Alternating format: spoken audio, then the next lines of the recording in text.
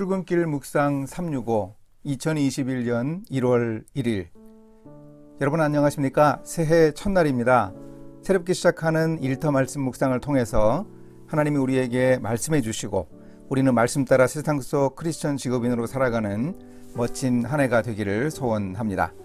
오늘 나눌 묵상의 제목은 하나님과 함께 일하는 인생입니다. 아프리카 대륙의 선교사요 탐험가였던 리빙스턴이 세상을 떠나기 1년여 전에 한 기도를 남겼습니다. 1871년 1월 1일의 일기였습니다.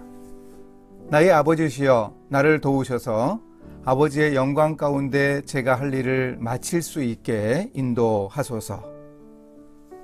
사명을 다하기 위해 치열한 삶을 살았던 리빙스턴에게 인생은 일하는 날이었습니다. 하나님과 함께 일하는 인생의 목적을 이루기 위해 리빙스턴은 평생 노력했습니다. 새해 첫날에 우리도 생각해 봅니다. 나의 인생 목적은 무엇인가? 어떻게 하나님과 함께 일할 것인가? 오늘의 말씀은 창세기 1장입니다. 태초에 하나님이 천지를 창조하시니라.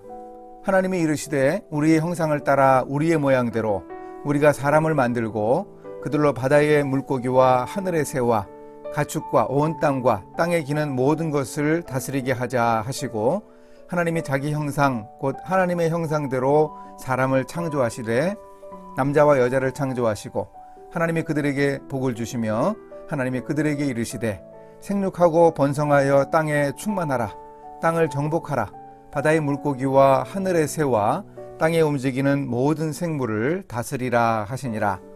하나님이 지으신 그 모든 것을 보시니 보시기에 심히 좋았더라. 저녁이 되고 아침이 되니 이는 여섯째 날이니라. 창세기 1장 1절 26절부터 28절 31절.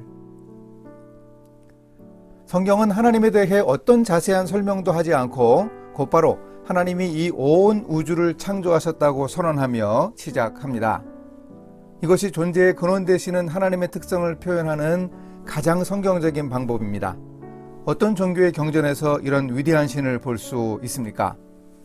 이 장대한 선언을 2021년 새해 아침에 되뇌어 봅니다. 태초에 하나님이 천지를 창조하시니라. 하나님의 형상을 따라 인간을 창조하신 하나님은 인생의 목적과 사명이 무엇인가 분명히 알려주셨습니다. 그것은 바로 일하는 사명입니다. 우리 인간은 하나님이 주신 복을 받아서 생육하고 번성해서 땅에 충만하고 땅을 정복하며 모든 생물을 다스려야 합니다. 우리는 세상을 창조한 하나님이 주신 사명으로 세상을 통치하는 대리인입니다. 우리는 이를 통해 하나님의 창조 명령을 실천합니다. 인간의 창조가 있었던 여섯 번째 날은 특별한 의미가 있었습니다. 창조를 기록한 창세기 1장의 히브리어 성경을 보면 날을 표시하는 요음이라는 단어가 첫째 날부터 다섯째 날까지 사용되고 있습니다. 그런데 인간이 창조된 여섯 번째 날에는 정관사를 붙여서 날을 표현합니다. 하욤.